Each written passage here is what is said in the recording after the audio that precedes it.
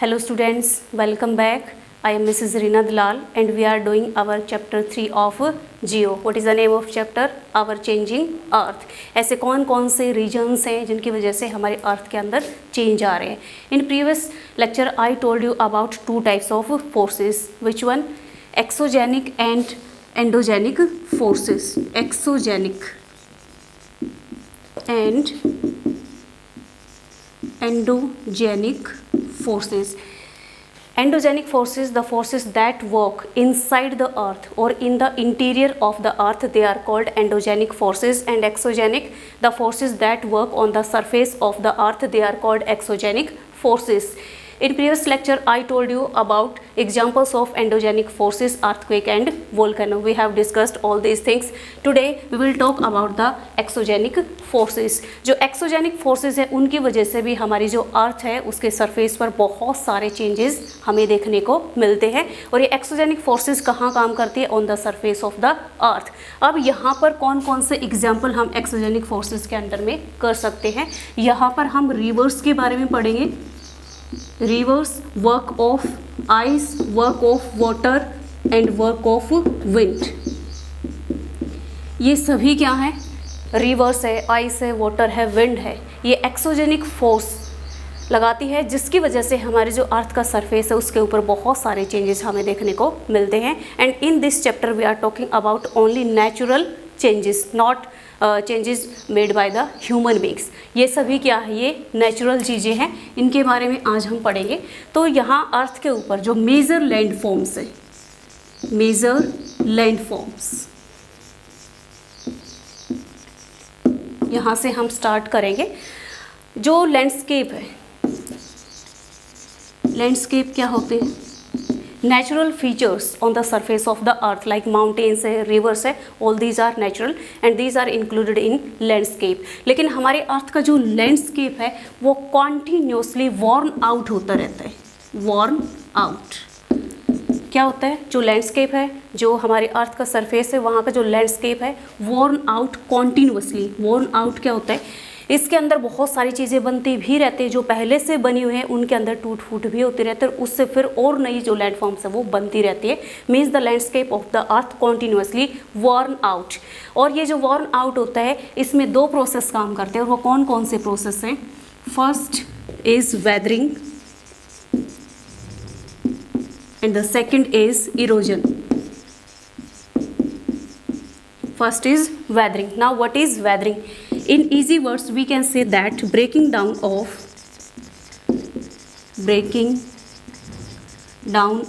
rocks. Breaking down of rocks is called weathering. लेकिन जो ये rocks है वो अपने आप से breakup नहीं होती, अपने आप से टूटती नहीं है. There are some factors that are responsible for the weathering. And which are factors? Climatic conditions we can say. Climatic conditions में भी हम किसकी बात करेंगे? Like temperature and rainfall. जो भी क्लाइमेटिक कंडीशंस हैं उनकी वजह से जो टेम्परेचर है और जो रेनफॉल है ये क्या करते हैं? वेदरिंग करते हैं. कैसे? फॉर एग्जाम्पल, मान लो कोई हाउस ही है, हाउस को बना के छोड़ दिया जाता है, उसको हम बीच में रिनोवेट नहीं कराते हैं. 100 to 200 ईयर्स तक वो हाउस एज इट इज़ रहता है. जो आउटर वॉल होती है हाउसेस की, आपने देखा होगा, जैसे कि जो सनलाइट उसे मिलती रहती है, साथ में कभी कोई बारिश भी होती है, जो आउटर वॉल होती है वो ख़राब होना शुरू हो जाती है. और अगर हम उसको 100 या 150 ईयर्स तक कभी उसको रिनोवेट ही नहीं कराते हैं तो क्या होगा? उसमें क्रैक्स पड़ना भी शुरू हो जाएंगे और हो सकता है कि वो बहुत ही वीक होके वो कोलैप्स भी हो जाए. तो सेम यही चीज़ें रॉक्स के साथ भी होती है, क्योंकि जो रॉक्स है वो बिल्कुल खुले में होती है. वहाँ पर कभी तो उनको सनलाइट मिल रही है, टेम्परेचर कभी ज़्यादा हो रहा है, कभी कम हो रहा है, साथ में रेनफॉल भी आती है. तो जैसे घर के ऊपर, हाउस के ऊपर इफेक्ट होता है क्लाइमेटिक कंडीशन का, सेम वैसे ही रॉक्स के ऊपर भी होता है. रॉक्स जो हैं ऐसे छोटे छोटे पार्टिकल्स में जो है टूटना शुरू हो जाते हैं. मान लो ये यहाँ कोई रॉक है, इसके ऊपर रेनफॉल भी आ रही है और साथ में ये टेम्परेचर को भी बियर कर रही है, तो इसमें छोटी छोटी ऐसी क्रैक्स पड़ना शुरू हो जाती हैं और फिर भी टेम्परेचर कभी लो हो रहा है, कभी हाई हो रहा है और साथ में रेनफॉल आ रही है, तो ये छोटे छोटे ऐसे पार्टिकल्स में टूटना शुरू हो जाती है। These are called sediments. ऐसे ही इस रॉक्स का जो ये टूटना है due to climatic conditions, it is called weathering. Weathering means breaking down of rocks. Next is erosion. Erosion means wearing away of the landscape due to some natural factors। और वो नेचुरल फैक्टर्स कौन कौन से हो सकते हैं? Like wind, water, ice etcetera. Erosion में क्या होता है, यहाँ पर इरोजन के अंदर मान लो यहाँ से कोई रॉक्स है, उसके सेडिमेंट्स यहाँ पे टूट के आ गए हैं। इरोजन में ये जो सेडिमेंट्स हैं they are transported from one place to another. कैसे? नेचुरल जो एजेंट मैंने आपको बताया है, विंड है, वाटर है, आइस है। मान लो वाटर की हम बात करते हैं, बारिश हुई यहाँ पर, बारिश होने के बाद यहाँ पर जो सेडिमेंट्स वो टूट कर आ गए, वाटर के साथ ये फ्लो करते हुए कहीं आगे चले जाएंगे। It means one place to another they are transported in erosion. Erosion में वन प्लेस टू अनदर इनको लेकर जाते हैं।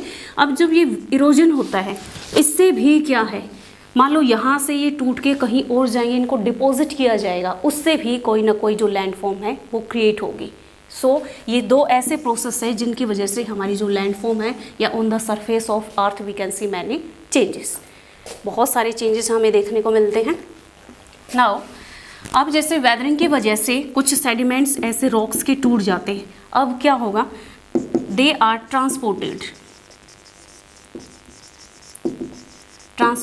From one place to another. अब इनको ट्रांसपोर्ट करना है, कैरी करना है from one place to another, तो ऐसा तो है नहीं कि कोई गाड़ी आएगी इनको लेने, कोई ट्रक वगैरह आएगा उसमें भर के हम लेके जाएंगे, ऐसा नहीं है। Because here we are talking about the natural changes, natural things, natural phenomena. तो यहाँ पर क्या होगा, यहाँ पर आप कौन से एजेंट काम करेंगे, वहाँ से जो वेयरिंग अवे होते हैं वो चीज़ें भी, और यहाँ से जो वेदरिंग होती है, इससे जो सेडिमेंट्स बनते हैं उन सब को ट्रांसपोर्ट कैसे किया जाता है। कुछ एजेंट्स होते हैं लाइक विंड। विंड कैसे काम करेगी, मान लो बहुत ही हल्के लाइट पार्टिकल्स हैं और वो क्या है, जैसे ही विंड की स्पीड ज़्यादा बढ़ती है उसके साथ वो उड़ना शुरू कर देते हैं। जैसे आपने अपने आसपास कभी जब आंधी वगैरह आती है, विंड की स्पीड बहुत तेज़ होती है, आपने बहुत सारा रेत वगैरह भी उड़ता देखा होगा, या और भी छोटे छोटे पार्टिकल्स आपने हवा में ऐसे उड़ते हुए देखे होंगे। सेम बात यहीं पर होती है, जैसे ही विंड की स्पीड बढ़ती है, यहाँ पर जो हल्के पार्टिकल्स होते हैं उनको उठा के और वहाँ से दूसरी जगह ट्रांसपोर्ट करके लेके जाती है। नेक्स्ट हम बात करेंगे वाटर। वाटर से कैसे, मान लो जैसे कि रॉक्स है, इससे ये सेडिमेंट्स टूटे हैं, फिर यहाँ पर रेनफॉल होती है। रेनफॉल से क्या है, वाटर यहाँ से फ्लो करके जाएगा और इन सेडिमेंट्स को अपने साथ कैरी करके कहीं आगे लेकर जाएगा और वहाँ पर डिपॉजिट कर देगा। इससे क्या है, जो ये नेचुरल एजेंट होते हैं wind and water, they carry the sediments. और कौन से सेडिमेंट्स, जो वेदरिंग से बनते हैं या फिर इरोजन के थ्रू जो भी वेयरिंग अवे किया जाता है, ये सभी चीज़ें क्या होगा, इनको ट्रांसपोर्ट किया जाएगा from one place to another. अब ऐसा तो है नहीं कि जो विंड और वाटर है, विंड और वाटर ने कुछ सेडिमेंट्स को अपने साथ कैरी किया और उसको लेके पूरे वर्ल्ड में ऐसे ही मूव करते रहते, घूमते रहते, ऐसा नहीं होता है। तो फिर क्या होता है, डिपोजिशन। विंड ने या वाटर ने जो भी अपने साथ सेडिमेंट्स कैरी किए हैं, कहीं ना कहीं इनको डिपॉजिट कर देते हैं, उनको कहीं ना कहीं डाल देते हैं, कहीं ना कहीं ले जाके छोड़ देते हैं। जैसे कि विंड है, जब इसकी स्पीड बहुत ज़्यादा हाई अपने साथ पार्टिकल्स को उठाएगी और जहाँ पर भी इसकी स्पीड कम होगी वहाँ पर उसको डिपॉजिट कर देगी, वहाँ पर उसको डाल देगी। ऐसे ही जो वाटर है वो क्या है, इसके साथ पार्टिकल्स जो है फ्लो करते हुए बहते हुए चले जाते हैं, लेकिन जहाँ पर इसकी स्पीड कम होती है या फिर रिवर्स जैसे लास्ट में जाके ओशंस या सी में जो है मिल जाते हैं, वहाँ पर इनको डिपॉजिट कर देते हैं। मीन्स जो डिपोजिशन है और इरोजन है, दोनों से जो लैंडफॉर्म्स है वो क्रिएट होती रहती है। और जो डिपोजिशन जब ये लास्ट में करते हैं तो इससे क्या है, a number of landforms are created on the surface of the earth.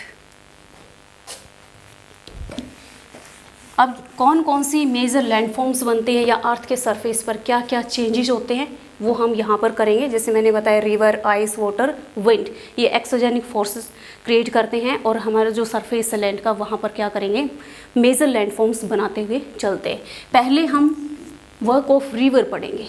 Okay, a number of landforms are created with the work of the river. Work of river, जो वर्क ऑफ रिवर है इससे कौन कौन से हमारे अर्थ के ऊपर changes आते हैं। First one, river makes waterfall. Second, oxbow lake, oxbow lake. Third, flood plains.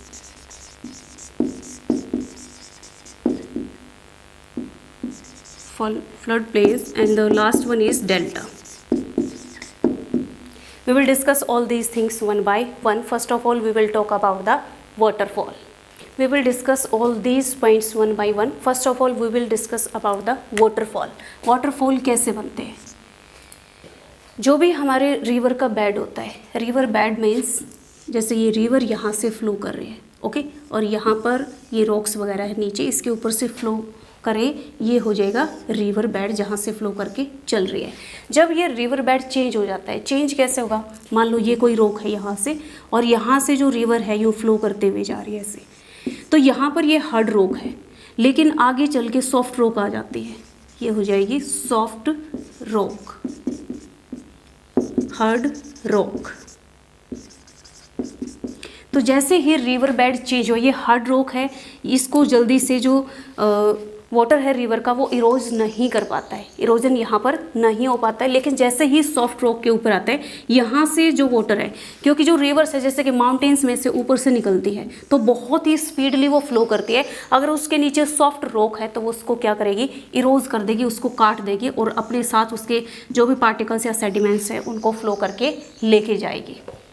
जैसे लेयर्स में आपको बताते हैं, मान लो ये हार्ड रॉक है और इसके नीचे ये यहाँ तक आगे ये सॉफ्ट रॉक है, यहाँ तक सॉफ्ट रॉक, ये यहाँ तक पूरी सॉफ्ट रॉक है। यहाँ से रिवर जैसे फ्लो करिए, ये आगे सॉफ्ट रॉक आए, इसको क्या है काटना शुरू कर देगी, ऐसे यूँ चली जाएगी यहाँ पर फ्लो करते हुए। फिर क्योंकि स्पीडली क्या है वाटर फ्लो करता रहता है, फिर से इसको क्या है यूँ इरोड करेगा, इसको काटेगा, फिर से इरोड करेगा और ये जो पोर्शन है, ये जो हिस्सा है जो सॉफ्ट रॉक है वो कटने की वजह से ऐसे नीचे होता चले जाएगा, ओके।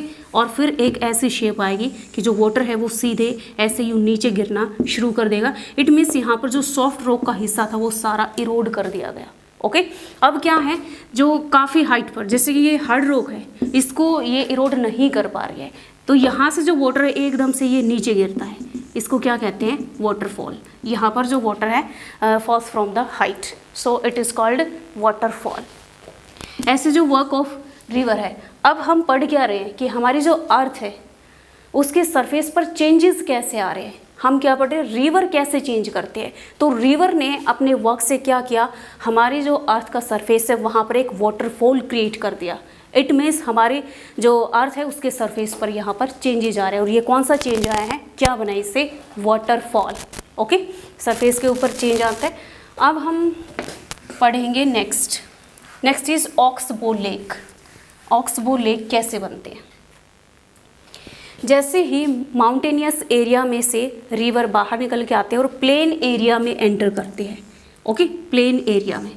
तो प्लेन एरिया में क्या होता है, जब भी जैसे माउंटेनियस एरिया से आते हैं पानी यूँ गिरता रहता है, क्योंकि वहाँ पर स्लोप बहुत ज़्यादा होता है तो वाटर की स्पीड ज़्यादा होती है। लेकिन जो प्लेन एरिया है वहाँ पर क्या है, इतना स्लोप नहीं होता, इसलिए क्या है, प्लेन एरिया में एंटर करने के बाद जो रिवर है उसमें जो वाटर फ्लो कर रहा है उसकी स्पीड स्लो हो जाती है, बिल्कुल धीरे धीरे।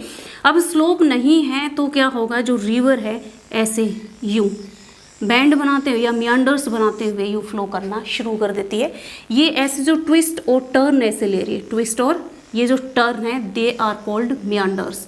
और ये जो मियांडर्स है इन्हीं की वजह से क्या है, यहाँ पर ऑक्सबो लेक बनते हैं। वो कैसे बनेगी, ये जो ट्विस्ट और टर्न लिए, ट्विस्ट और टर्न जब होता है यहाँ पर, तो यहाँ पर इरोजन और डिपोजिशन दोनों प्रोसेस यहाँ पर काम करते हैं। इरोजन में क्या होता है, जो भी पार्टिकल्स हैं they are carried from one place to another, इसको बोलते हैं इरोजन। डिपोजिशन में क्या है, जो साथ साथ इतने सारे पार्टिकल्स रिवर अपने साथ लाइन को डिपॉजिट भी करती जाती है, छोड़ते भी जाती है रास्ते में, डालते भी जाते हैं, दैट इज कॉल्ड डिपोजिशन।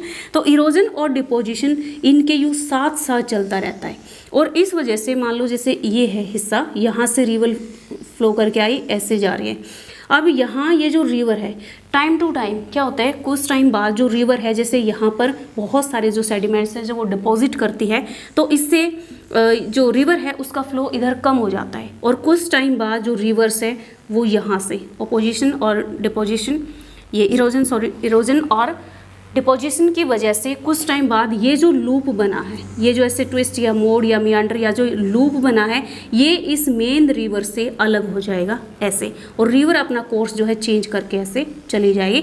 अब ऐसे ये जो चीज़ रह गई, ये जो लूप रह गया, इसने अपने आप को जो मेन रिवर है उससे कट कर लिया। ओके, किस वजह से किया, जो भी इरोजन या डिपोजिशन का प्रोसेस होता है उसकी वजह से कुछ टाइम बाद ये जो लूप है या जो मियांडर है, टर्न या ट्विस्ट है, इसने अपने आप को इससे अलग किया और ये बन गई ऑक्सबो लेक। इसको कट ऑफ लेक भी बोलते हैं क्योंकि इसने मेन रिवर से अपने आप को कट कर लिया, that's why it is also called cut off lake और it is also called oxbow lake. अब ऑक्सबो लेक क्यों कहते हैं, ऑक्सबो लेक। अब आपने जो ऑक्स है उसको ज़रूर देखा होगा, जो ऑक्स होता है अगर हम उसके जैसे पिक्चर ड्रॉ करें, तो जैसे यहाँ पर ये नेक है यहाँ पर, और ये जो जैसे आपने पढ़ा होगा जो कैमल है उस एक हम्प होता है कैमल के ऊपर, ऐसे ही नेक से ऊपर जो ऑक्स है उसका यहाँ का ये जो बॉडी पार्ट है ये ऊपर की तरफ उठा हुआ होता है, सेम ऐसे जैसे कि ये है। ओके, ऑक्सबो लेक इसी वजह से, क्योंकि ऑक्स का जो ये बो, इसको बो बोलते हैं इस पार्ट को। ओके, गर्दन से जो थोड़ा सा आगे होता है ऊपर की साइड उठा हुआ होता है, तो सेम ऐसे ही यहाँ पर ये लेक बनती है, that's why it is called oxbow lake, क्योंकि ऑक्स का जो बो होता है ये सेम उसी शेप की होती है, that's why it is called oxbow lake. अब ये जो ऑक्सबो लेक है, हम पढ़ क्या रहे कि हमारे अर्थ के ऊपर क्या क्या चेंजेस हुए। हमने देखा कि ऑक्सबो लेक बनी है, इट मीन्स जो सरफेस है वो चेंज हो रहा है। ऑक्सबो लेक ने किसने बना है ऑक्सबो लेक को, रिवर ने। वर्क ऑफ रिवर क्या है, ऑक्सबो लेक। इट मीन्स एक बार फिर से जो नेचुरल फिनोमिना है उसकी वजह से हमारे अर्थ के ऊपर चेंज आ गया, यहाँ पर ऑक्सबो लेक क्रिएट हो गई है। Next is flood plains.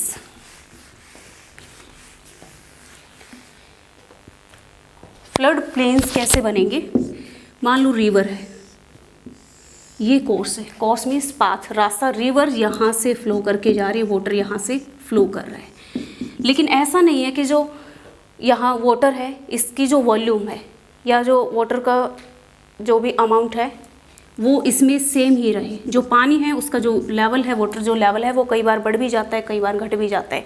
जैसे ही रेनफॉल आएगी, रेनफॉल आने की वजह से जो रिवर है उसके अंदर जो वाटर है वो बढ़ जाता है। बढ़ जाने की वजह से पहले तो यही था इसका कोर्स, इसमें से आराम से फ्लो करके रिवर जा रहे, लेकिन जैसे ही फ्लड आएगी, जो ये एम्बैंकमेंट होते हैं इनसे बाहर यहाँ पर भी पानी फैलना शुरू हो जाता है यहाँ पर। ओके, तो जहाँ तक रेनफॉल के दौरान ये पानी जहाँ तक जाएगा, जिस प्लेन एरिया में जहाँ तक जाता है, ये पूरा का पूरा क्या हो जाएगा, ये फ्लड प्लेन हो जाता है। Okay, flood plain.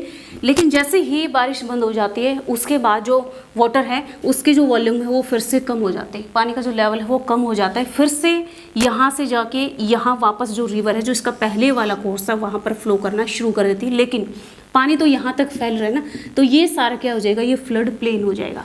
और जैसे ही पानी वापस जाता है, मान लो यहाँ तक फैला पानी, फ्लड प्लेन यहाँ तक बनाया, तो यहाँ पर कुछ जो है एम्बैंकमेंट से बन जाते हैं। ओके, जो रेज्ड फॉर्म है वो बन जाते हैं, and these are called levees. इनको लीव्स बोलते हैं जहाँ तक ये फैलती है। तो ऐसे जो रिवर है वो क्या बना रही, फ्लड प्लेन। इट मीन्स हमारे अर्थ सरफेस के ऊपर एक बार फिर से चेंज आया। चेंज क्या आया, क्या बना यहाँ पर, फ्लड प्लेन। किस वजह से बना, due to the work of the river. Okay, and the last is delta.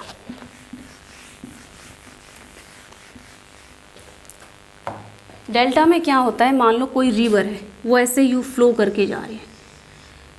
सभी रिवर्स किसी न किसी लार्ज वाटर बॉडी में जाके मिल जाते हैं। मान लो किसी सी में या किसी ओशन में जाने से पहले एक तो प्लेन एरिया के अंदर फ्लो कर रही है, जो वाटर है उसकी स्पीड बहुत ज़्यादा कम हो जाती है।